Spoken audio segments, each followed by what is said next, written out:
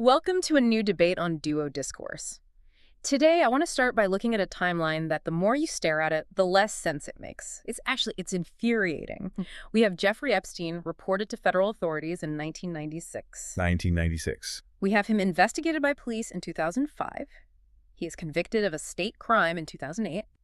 And yet, he continued his operations, his travel, his abuse, all the way until 2019. It creates a very uncomfortable dissonance, doesn't it? Because the central question isn't just what did he do? No. It is, how did a known predator operate in plain sight for nearly a quarter of a century? That's the thing. We often hear phrases like hiding in the shadows, but he wasn't hiding. Not at all. He was at charity galas, he was at universities, he was flying internationally. Right. And when we look at cases like this, the human instinct, our natural way of trying to make sense of chaos is to look for a conspiracy. You want to imagine a shadow organization, a secret cabal meeting in a dark room, smoking cigars and making a pact to protect him. Because if it's a secret room, we can just find the room and arrest the people inside. It's a solvable problem. Exactly. But the reality that emerges from the documents, from the court filings, the internal bank emails, it's much more disturbing. How so? It wasn't a single secret room. It was a series of open doors. So we aren't talking about a grand plot. We are talking about protection. But we need to redefine what that word means in this context. We usually think of protection as, active. Right. Men in dark suits, shredding documents or issuing orders to cover up a crime. Yes. But the sources we're analyzing suggest that protection is often much more passive. It looks like bureaucracy. Give me an example of what that looks like in practice. It looks like a phone getting hung up because a call sounds too hysterical.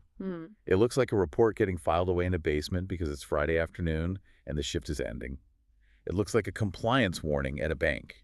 A rigorous legal warning being overruled by a manager who is worried about missing a quarterly revenue target. So it's not necessarily malice in every single instance. It's just friction or indifference. Sociologists call it the social production of ignorance.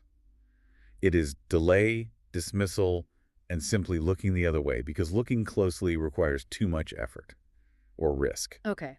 To really understand this machinery, we have to go back to the beginning. You mentioned 1996. This part of the story really haunts me. Most people think the legal trouble started in Florida in the mid-2000s. A decade later. But a full decade earlier, there was a specific, credible report. This is the story of Maria Farmer.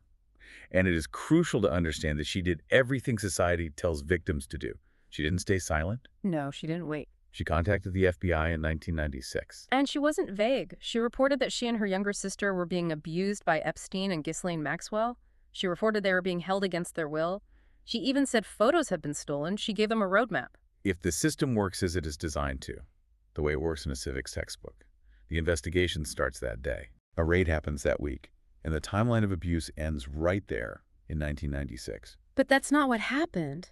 Maria Farmer says she called the FBI and the agent on the other end of the line literally hung up on her mid-sentence. Just think about the physics of that action. A click on a phone line. It feels so personal to cut someone off like that. Feels personal, but institutionally, it acts as a filter. You have to look at the context. The NYPD had already told her, this is out of our jurisdiction. Call the feds. So she did. She calls the feds, and they hang up. In that moment, it wasn't a conspiracy. It was dismissal. It was a failure to view a young woman, an artist, as a credible source of information against a wealthy, connected man. And because of that one click, that one dismissal, nothing happens for a decade. 10 years. 10 years of silence.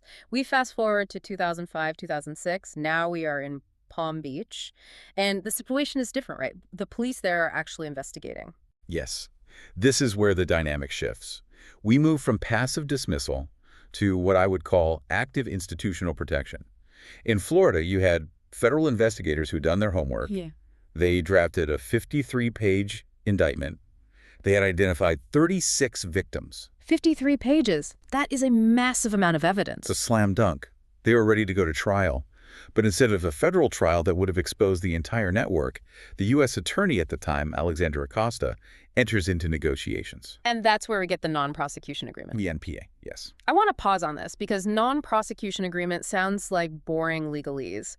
But my understanding is that this is usually something used for corporations, right? Like if a company dumps toxic waste, they sign an NPA, pay a fine, and clean it up. Precisely. It is incredibly rare, I mean, almost unheard of, to apply an NPA to a sex crimes case involving minors. The logic of an NPA is to correct a business practice, not to forgive a violent crime. And the details of this specific deal were kept secret. The victims weren't even notified. Which a judge later ruled was a violation of the Crime Victims' Rights Act. You cannot make a deal with a predator without telling the people he hurt. But the content of the deal. The content of the deal. Yeah. That is the smoking gun of this entire story. You're talking about the immunity clause. Yes. The deal didn't just let Epstein off with a light sentence. It granted immunity to any potential unnamed co-conspirators. Unnamed co-conspirators. That sounds like a get-out-of-jail-free card for anyone he ever met. It essentially was. It inoculated anyone in his orbit from federal prosecution. It's a legal force field. Now you have to ask, why? Why would a federal prosecutor agree to that? The explanation given at the time was fear of losing, right?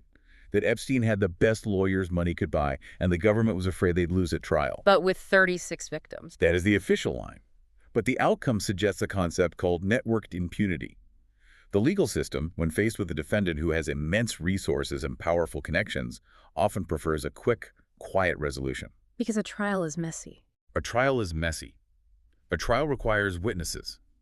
A trial risks exposing other powerful people who might get dragged onto the stand. So the MPA was the safe option. It made the problem go away. They prioritized quiet over justice. And look at the punishment. He pleads guilty to state charges, solicitation, and gets a 13-month sentence in a county jail. But calling it jail is a stretch. It's a massive stretch. He was granted work release. I can't get over this part. For 12 hours a day, 6 days a week, he could leave the jail, go to his private office, handle his business, and effectively continue his life.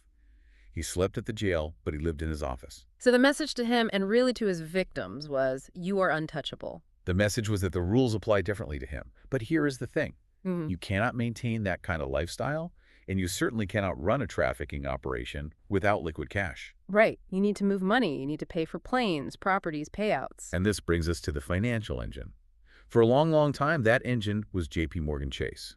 The numbers here are just staggering. Over 15 years, J.P. Morgan processed over $1 billion for Epstein. But what I find most frustrating is that it's not like the bank was totally in the dark. They knew. They absolutely knew. Okay. And this is where we have to understand the internal structure of a bank. It's not one monolith. You have compliance, the internal police whose job is to spot money laundering and stop it. Okay. And then you have private wealth or client relations, the people whose job is to keep rich people happy and generate fees. And in this story, those two sides were at war. A quiet war, yes. Yeah.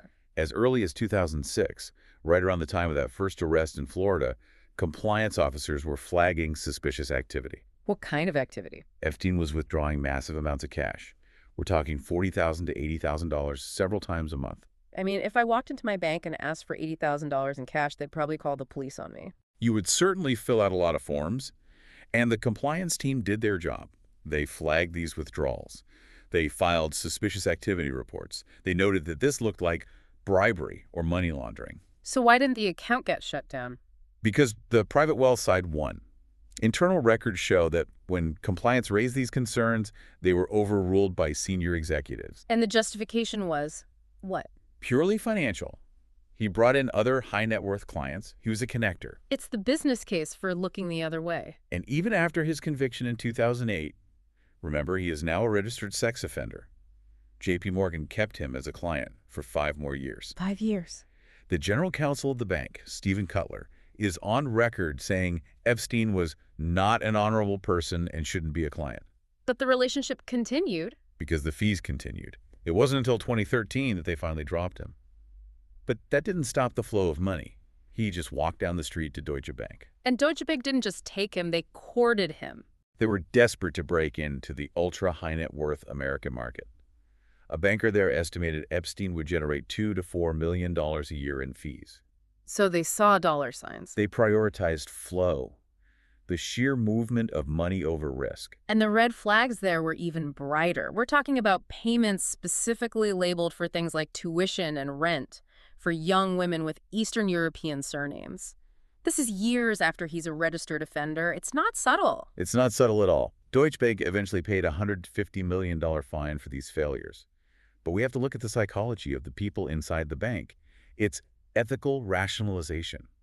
What does that mean? It means the person processing the wire transfer isn't thinking, I am funding a trafficking ring. Right. They are thinking, I am processing a wire request for a client, which is my job. The legal department signed off on the account, so it must be okay. So the harm gets anonymized.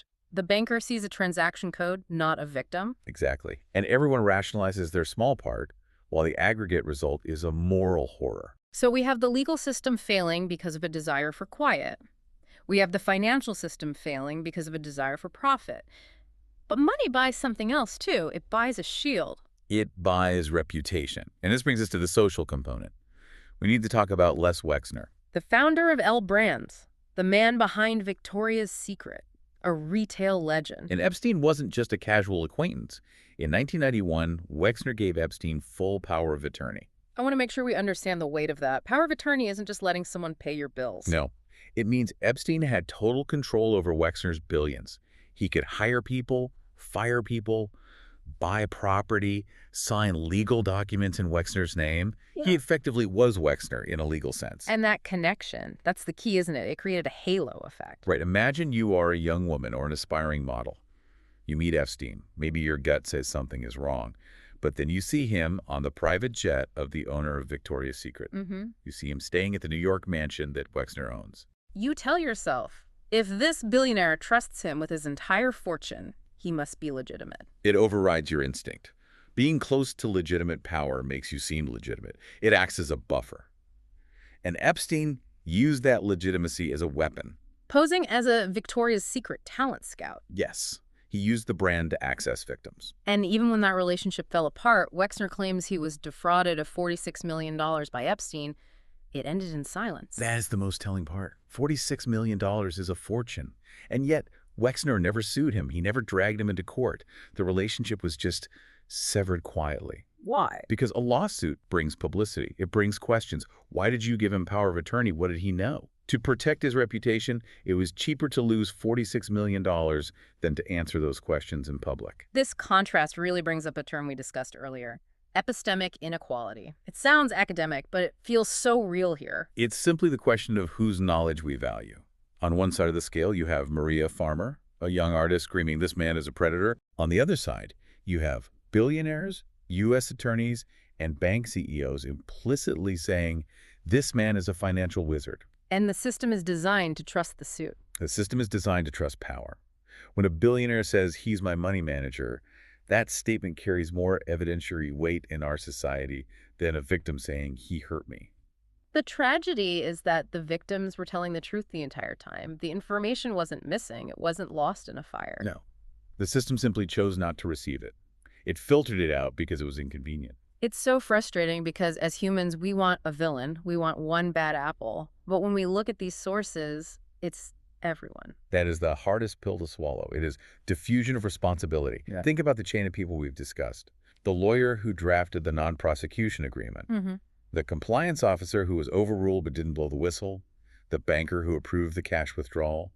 The police officer who referred the case to the feds and washed his hands of it. Everyone can say, I just did my job. And technically, they wouldn't be lying. They worked within the rules of their institutions. Yeah. But the outcome of all those people just doing your job was the continued abuse of countless women.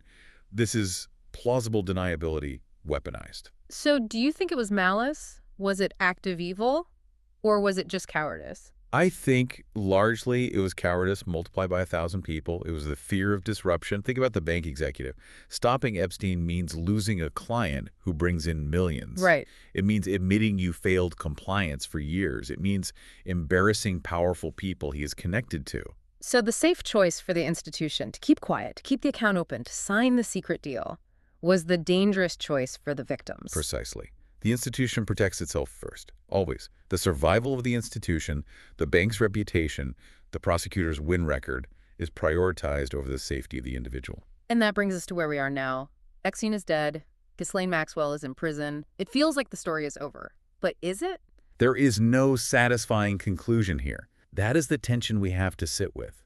Yes, the central figures are gone, but the banks, they are still operating. The legal structures that allowed for that non-prosecution agreement, they haven't fundamentally changed. The social hierarchies that allow a billionaire's reputation to shield a predator, those are stronger than ever. We want to believe this was a glitch, an anomaly, a one-off. The evidence suggests otherwise. The evidence suggests this was a feature of how elite networks operate. Wealth and influence can create a separate legal reality. If you have enough money and the right friends, the rules are just applied differently to you. We leave you with this discomfort. It's easy to look at the headlines and think this is done. But how many other times has a phone been hung up on a victim today? How many other files in the FBI or a local police station are marked "Do not pursue" right now because the suspect knows the right people? Protection doesn't always look like a conspiracy. Yep. Sometimes, and perhaps most often, it just looks like business as usual.